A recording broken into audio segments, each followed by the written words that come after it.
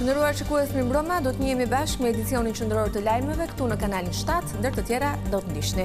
Semani dhe Shkumbini dalin nga shtrati dhe vërshojnë drejt zonave të banuara, situatat e përmbytjeve mbetet kritike edhe në Durrës, shtëpi dhe toka në ujë. Kryeministri Edi Rama premton dëmshpërblim për banorët e prekur nga përmbytjet, paralajmëron ndëshkime për ata që hedhin mbetje plastike në lumej. Veriu dhe juglindja e vendit në pushtetin e Duborës, rreshtet vështirësojnë lëvizjen e mjeteve veçanërisht në rrugët rurale, akset kombëtare janë të hapura. Efektiv të ushtrisë të policisë vijojnë në kërkim me përgjetjen e 30 vjeçarit të zhdukur, Veriu ndodhet në mjetin që u përfshin në aksident një ditë më parë në Klos.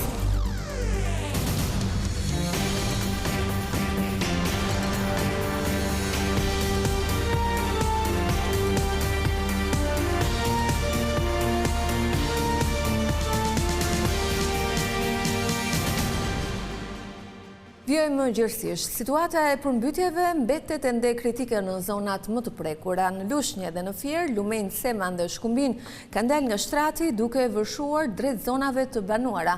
Ndërkohë në Durrës, 10 shtëpi dhe sipërfaqe të mëdha të tokës bujqësore mbeten në pushtetin e plot të ujit. Prej disa ditësh, përmbytjet vijojnë të rëndojnë situatën në zonat e vendit, duke shkaktuar dëme të mëdha materiale për qindra familje.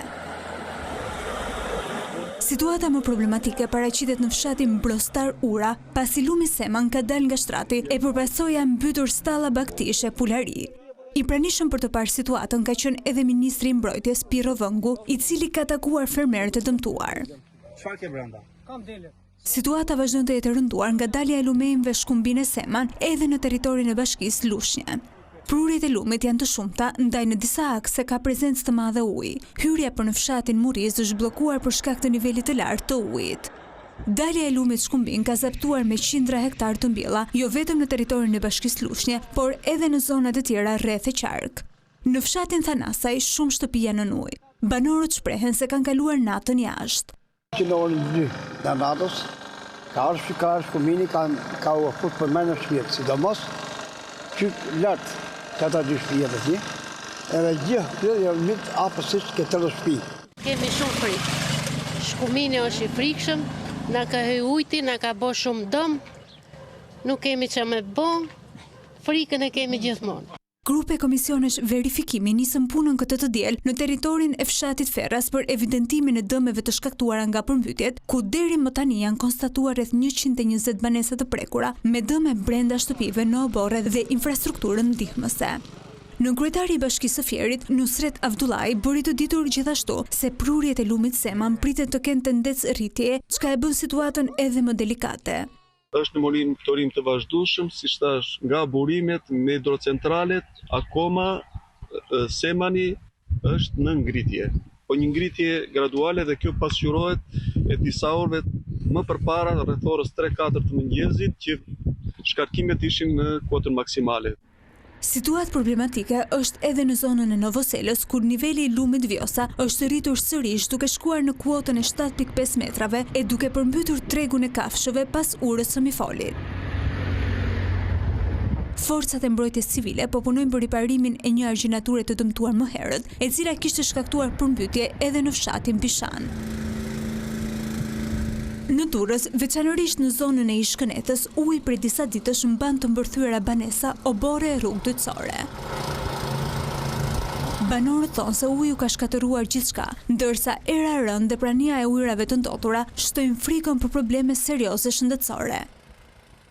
Nuk ka rashi ma shumë se herë tjera, kjo më bë vështirë, nuk ka ma shumë se herë tjera që të thami kjo në është ta thonë që në hapë do rezervuar sipër. Situata është e njëjta gjë mbas 4 ditë përmbytje këtu në zonë e Kënec. Në qarkun Shkodër situata paraqitet më e qëndrueshme, por rreth 525 hektar tokë bujqësore vijojnë ende të jenë në prezencën e ujit. Në fshatrat Obot dhe Dajç ka prezencë uji në oborret e disa banesave, por pa rrezik për evakuim. Megjithatë, në zonat më të goditura, ku uji ende nuk është tërhequr, banorët kërkojnë jo vetëm ndihmë emergjente, por edhe ndërhyrje serioze për të shmangur përsëritjen e kësaj situate të rëndë. Përmbytjet me të cilat po përballet vendi ishin fokusi i podcastit Flasim të kryeministrit Edi Rama. Këtë të diel ai premtoi se qeveria do të ndihmojë të prekurit nga fatkeqësia natyrore. Rama e konsideroi krim bllokimin e kanaleve kulluese dhe hedhjen e mbetjeve plastike në lumej, ndërsa paralajmëroi masa ndëshkuese. Kryeministri Edi Rama siguroi të gjithë qytetarët e dëmtuar nga përmbytjet se qeveria do t'i mbështesë menjëherë. Në serinë e parë të podcastit Flasim për këtë vit, kreu i qeverisë nënvizoi se strukturat ndodhen në terren për të verifikuar dëmet në banesa, gjë në gjalla apo toka bujqësore. Se ne do të qëndrojmë me të njëjtin dinjitet njerëzor, shtetëror dhe politik çdo detyrimi ndaj tyre, qoftë për banesat, qoftë për gjën e gjallë. Puna jonë intensive nuk mbyllet me përmirësimin e situatës motit, por do të vazhdojë me riparimin e dëmeve në infrastrukturë dhe të çdo dëmi në familjet e prekura nga uji. Ekipet tona të verifikimeve janë në terren që nga dita e parë, ndërkohë që Ministria e Financave e ka të përgatitur tani më të gjithë planin me skenarët e dëmshpërblimit. Presim rezultatin përfunditar të verifikimeve për të kaluar në fazën e dëmshpërblimeve. Megjithatë, shefi i qeverisë cilësoi kriminale prurjet e plastikës nga lumejt, ndërsa paralajmëroi paketë masash për ndotësit e mjedisit. Ne si qeveri dhe si shumicë popullore sidoqoftë nuk do të dorëzohemi. Dhe do dalim më tej me masa të reja kundër kësaj fushie të errësirës në trurin ton si milet, duke rritur përpjekjet për sensibilizim, për informim, po dhe për ndëshkim, po ashtu. Por në të gjitha rastet është e domosdoshme që gjithë secili të ftillohet, sepse kjo që ndodh dhe ajo që i bëjmë ne Shqipërisë duke hedhur një shishe plastike apo duke hedhur një qese plastike në rrugë, ka vetëm një fjalë që e përkufizon. Krim. Kryeministri u shpreh se rreth çerek miliard euro janë investuar në infrastrukturën e kullimit të mbrojtjes, ndërsa ironizoi kundërshtarët politik. Se jetojmë në Shqipëri tjetër, sepse kjo vorbull deri 10 vjet më parë do kishte përmbytur e papenguar 2 a 3 fishin e kësaj sipërfaqe, si kundër edhe ka ndodhur. I ftuar në podcastin e kreut të qeverisë ishte edhe finalisti Albania's Got Talent në Vision Plus Nikolas Bushi, i riu i cili ka fituar zemrat e shqiptarëve me talentin e tij të ventriloquizmit, arti i të folurit pa lëvizur buzët. Dëgjoj, unë kam problem sepse unë udhtoj në valigje, nuk kam tashaport. Prandaj herët këtu mund të bëjmë këtë bisedë, të bëj një tashaport unë. Qytetja e shpatit të Malit në fshatin Bashaj të Selenicës ka izoluar më shumë se 70 familje. Të gjendur përballë mungesës së reagimit nga bashkia, banorët kanë nisur të hapin vetë me lopata një shteg kalimi. Prej 4 ditësh 250 banor të fshatit Basha në Vlorë vijojnë të jenë të izoluar. Rrëshqitja e dherave dhe gurve në shpatin e Malit në zonë ka dëmtuar rrugën kryesore të fshatit dhe për këtë arsye mbi 70 familje ndodhen pa asnjë lidhje rrugore. Për shkak të mos angazhimit nga ana e pushtetit lokal, mëngjesin e kësaj të diele banorët kanë nisur punën për të hapur vetë rrugën e fshatit me qëllim krijimin e një kalimi minimal. Ndërkohë nga ana tjetër teksa situata mbetet shqetësuese, veçanërisht për të moshuarit dhe familjet me fëmijë, nuk ka pasur asnjë ndërhyrje nga institucionet përgjegjëse. Bashkia e Selenicës e pafuqishme përballë këtij fakti ka vepruar thjesht për pastrimin e zonës nga dherat, por jo për ndërtimin apo fortifikimin e rrugës. Zonat malore në veri dhe juglindje të vendit po përballen me pasojat të shkaktuara nga rreshtet e dëborës. Qarkullimi i automjeteve në rrugët rurale është vështirësuar, ndërsa akset kombëtare momentalisht janë të kalueshme pa probleme. Rreshtet e dendura të dëborës kanë përfshirë zonat veriore të Shqipërisë. Në zonën nga Hanioti deri në Vermosh në orët e para të mëngjesit të së dielës ka patur rreshtet e dendura dëbore shoqëruar me erë të fortë në lartësi. Për shkak edhe të uljes së temperaturave në të gjithë aksin rekomandohet lëvizja me goma dimërore. Rruga drejt thethit ndërkohë vijon të jetë bllokuar dhe nuk lejohet qarkullimi. Gjatë natës ka patur rreshtet e dendura bore dhe orteqe. Era e fortë në qafë thore ka bërë që trashësia e dëborës të arrijë në pika të caktuara mbi 2000 metra, ndërsa po punohet për hapjen e këtij aksi. Rreshtet e dëborës kanë përfshirë gjatë mëngjesit të së dielës edhe juglindjen e vendit, duke shkaktuar vështirësi në qarkullimin e mjeteve, kryesisht në zonat rurale malore, ku trashësia e dëborës ka arritur deri në 15 cm. Të gjitha rrugët nacionale raportojnë të qarkullueshme e pa probleme me përjashtim të aksit Qukës-Qaf-Ploq, i cili vijon të mbetet i bllokuar për shkak të shkarjeve masive të shkëmbimeve. Janë të hapura dhe të kalueshme rrugët që lidhin fshatra turistik Dar dhe Voskopoj, megjithatë qarkullimi kryhet me kujdes të shtuar për shkak të pranisë së Dëborës. Në Devoll, rreshtit e Dëborës kanë sjellë problematika në disa segmente rrugore rurale, ndërsa akset kryesore vijojnë të jenë të hapura. Rrugët drejt Kapshticës dhe Bilisht-Miras janë të kalueshme pa probleme. Problematike mbetet edhe rruga Stropan-Eçmenik, e cila vijon të jetë e bllokuar për shkak të rrëshitjes së dheut, duke bërë të pamundur lëvizjen e mjeteve. Policia rrugore u bën thirrje shoferëve të përdorin goma dimërore, ndërsa në zonat malore përdorimi i zinxhirëve është i domosdoshëm për të shmangur aksidente dhe bllokimet në rrugë. Përmbytjet kanë nxjerrë edhe një herë në pa mungesën e sigurimit të pronave ndaj fatkeqësive natyrore. Të dhënat tregojnë se Shqipëria ka nivelet më të ulta të sigurimit krahasuar edhe me vendet e Ballkanit. Vetëm 7% e qytetarëve kanë preferuar të paguajnë për të mbrojtur shtëpitë apo bizneset e tyre. Më shumë zjarre të rëna në verë, të pasuara nga përmbytje të shumta në dimër. Megjithse Shqipëria po ekspozohet gjithmonë më shumë ndaj fatkeqësive natyrore, qytetarët vijojnë të i drejtohen shtetit për rimbursim, edhe pse fatin e banesave të tyre e kanë pasur vetë në dorë përmes sigurimit vullnetar. Ka qenë një produkt vullnetar, nuk është i shtrenjtë. Flasim për një produkt i cili realisht qëndron në kuota shumë të mira në çmimin që ka dhe duhet që të përqafohet nga të gjithë njerëzit për të menaxhuar rrezikun e vet. Shpenzojnë për të blerë internet, shpenzojnë për të blerë produkte të ndryshme luksi dhe nuk shpenzojnë, do të qoja investojnë, do të qoja shpenzim, të menaxhojnë të lloj rreziku të përmbytjes apo të tërmetit apo të zjarrit, pse duke menduar që nuk ka për të më ndodhur ose po më ndodhi do t'i kërkoj shtetit. Edhe pse sigurimi i pronës është vullnetar si në shumicën e vendeve të Bashkimit Evropian, në Shqipëri sipas të dhënave, vetëm 5 deri në 7% e pronave kanë qenë të siguruara deri vitin e kaluar, një nivel shumë i ulët krahasuar me vendet e zhvilluara. Edhe ajo përqindje që ju cituat kryesisht i referohet sigurimit të detyrueshëm për shkak të kredive, sepse kanë marrë kredi, janë të ekspozuar në kredi dhe bankat i kanë çuar për të bërë sigurimin. Problemi është dhe historik, edhe për mungesë të kulturës historikisht të sigurimit të pronës nga vetë individi për të menaxhuar rrezikun, por edhe për faktin që e kemi mësuar popullatën që në rast se ndodh një dëm, do të përgjigjet shteti të dëmshpërblej. Sigurimi i pronës në Shqipëri ndaj fatkeqësive natyrore ka një kosto mesatare prej rreth 1 euro për metër katror në vit. E thënë ndryshe, për një banesë 100 metra katror, sigurimi vjetor nuk kushton më shumë se 100 euro dhe mbulon dëme nga 20 deri në 40.000 euro në varësi të shkallës së dëmtimit të banesës.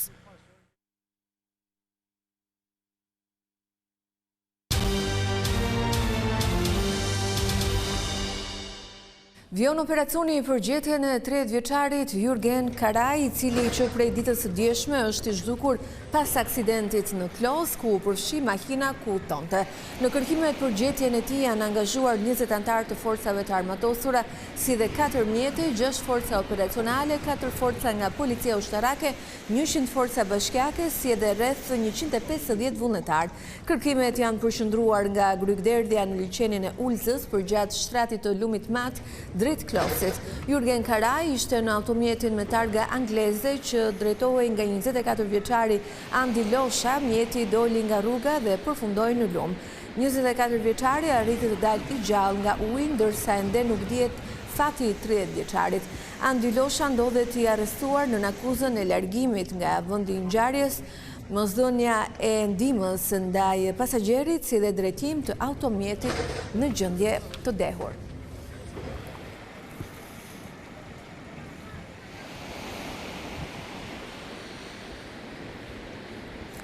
Avokatët ngrenë shqetësimin për zvarritje në seancës paraprake ku do të vendoset nëse dosja kalon ose jo për gjykim. Sipas tyre, tejkalimi i afatit 3 ditor që shpeshherë shkon në disa muaj dëmton punën e mbrojtësve ligjor edhe cënon të drejtat e të pandehurve. Zvarritja e seancave paraprake është shqetësimi i ri i drejtësisë. 30 ditë kohë ka gjykata për të kaluar për gjykim apo jo seancat paraprake, ato që vendosin nëse një çështje do të nënshtrohet apo jo shqyrtimit gjyqësor.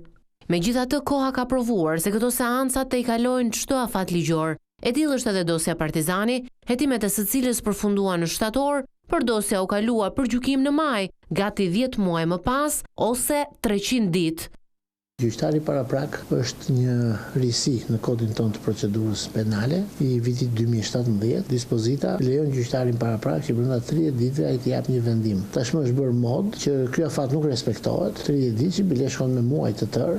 Për juristin Genc Gjokuta e kjo zvarritje nxjerr në pah një problematik edhe më të madhe, atë të kodit të procedurës penale në vetvete. Ky është defekti i ligjit, i teknikës legislative, sepse në momentin kur ligji cakton një afat, duhet të shprehet edhe çfarë ndodh kur ky afat nuk respektohet. Këto janë dispozita blankete quhen, të bardha, si punë një dispozite penale, po themi që e dënon diçka, po nuk thot me çfarë e dënon. Ky nuk është i vetmi problem që ka kodi i procedurës penale, ndonë se i ri kodi duhet të jetë i fragmentuar për çdo episod të procesit dhe jo të bëjnë gjyqtarët fallxor, të fillojnë të bëjnë interpretime subjektive. Zgjatja në kohë e seancave që do të vendosin nëse dosja do të kalojë apo jo për gjykim, në fakt thellon edhe më shumë një ngërç ekzistues të gjykatave, atë të shtimit të stokut të dosjeve, por jo vetëm. Merrni një të pandehur të arrestuar. Afatet tërësore të paraburgimit janë 3 vjet. Pra një vit hetimi, një vit gjykimi, një vit apeli. Po ku futet kjo? Seanca paraprak shkon 7 muaj, 8 muaj. Është pjesë e hetimit apo është pjesë e gjykimit? Që të llogaritet në afatet e paraburgimit, e kupton? Me këto ndryshimet janë bërë në ligj, shtyrja e një seance pa shkak e penalizon si avokatin që gjobitet, por edhe të arrestuar, se aty të arrestuar e gjithë problemi me pezullimin e afateve të paraburgimit. Skenarët ligjor të mundshëm të gjyqtarit paraprak janë ai i dërgimit të dosjes për gjykim, pushimi i akuzës dhe në alternativë kthimi pas saj për plotësim hetimesh për prokurorin. Aktualisht në gjykatën e posaçme, ish presidenti i vendit Ilir Meta për dosjen Çezdia dhe lobingun pret të njëjtin vendim. Në po të njëjtën fazë gjykimi është edhe kryebashkiaku i burgosur i kryeqytetit, Erion Veliaj.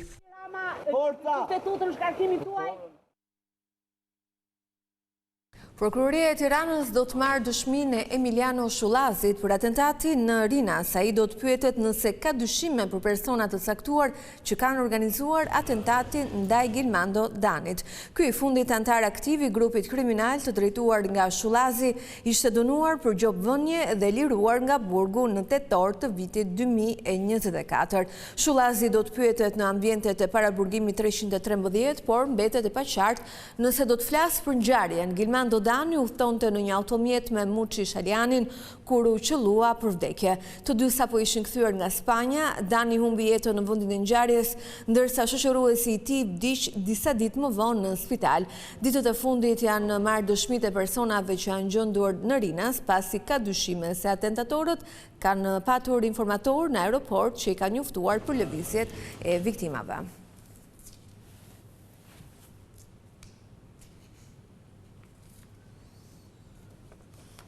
Një 46 vjeçar dhe jati i tij ranë pre e një sulmi të pazakont në Fier. Altin Meçaj, banues në Vjos, emigrant në Gjermani, u dhunua mbrëmjen e së shtunës rreth orës 23. Shkaku bë një like në rrjetin social Facebook që Meçaj i bëri një bashkëfshatare. Vëllai i kësaj të fundit, një punonjës policie i zonës, dhunoi 46 vjeçarin. Ndërkohë, babai i tij, 76 vjeçar, Ylli Meçaj, ndërhyri për të ndaluar agresorin, por u dhunua edhe vet. Të dy përfunduan në spital, ndërsa bën apel për drejtësi.